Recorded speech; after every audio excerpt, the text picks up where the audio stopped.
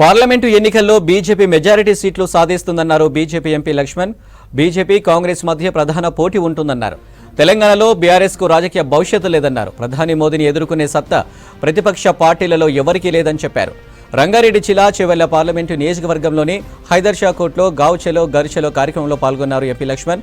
MLC AVN Reddy, మాజీ MP కొండా Vishweshwar Reddy MP ఎన్నికల ప్రచారంపై నేతలకు దిశానిర్దేశం చేశారు.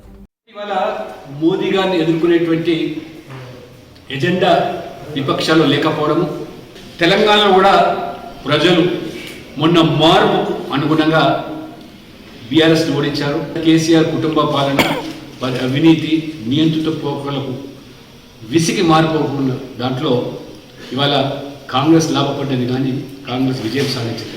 భారతీయ జనతా పార్టీ తెలంగాణలో 10 సీట్లు ఎంపీలు 30% ఓట్లు సాధించే లక్ష్యంలో భాగంగా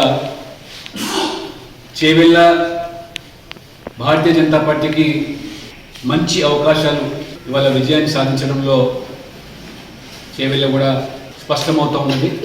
దేశవ్యాప్తంగా మోదీ గారి యొక్క అభివృద్ధి ఎజెండా, చరిత్రాత్మక నిర్ణయాలు, 370 ఆర్టికల్ రద్దు, ముస్లిం మహిళల త్రిపుల్ తలాక్ చట్టము, మహిళలకు చట్టసభల్లో 33% రిజర్వేషన్లు, రామ జన్మభూమిలో అయోధ్య, ఒకవైపు ఇన్ఫ్రాస్ట్రక్చర్ మీద వారు పెట్టినటువంటి ఖర్చు, ఉపాధి ఉద్యోగ అవకాశాలు పెంచడమే కాకుండా ఇవాళ రైల్వేస్ కానీ, ఎయిర్వేస్ కానీ, రోడ్వేస్ కానీ, నేషనల్ హైవేస్ కానీ, చివరికి వాటర్ వేస్ కూడా 70 సంవత్సరాల్లో జరిగినటువంటి అభివృద్ధిని ఈ 10 సంవత్సరాలు చేసి పేదల సంక్షేమం కోసం దాదాపు 142 పథకాలు వారు ప్రవేశపెట్టి దళారీ పాత్ర లేకుండా 34 లక్షల కోట్ల రూపాయలు పేదల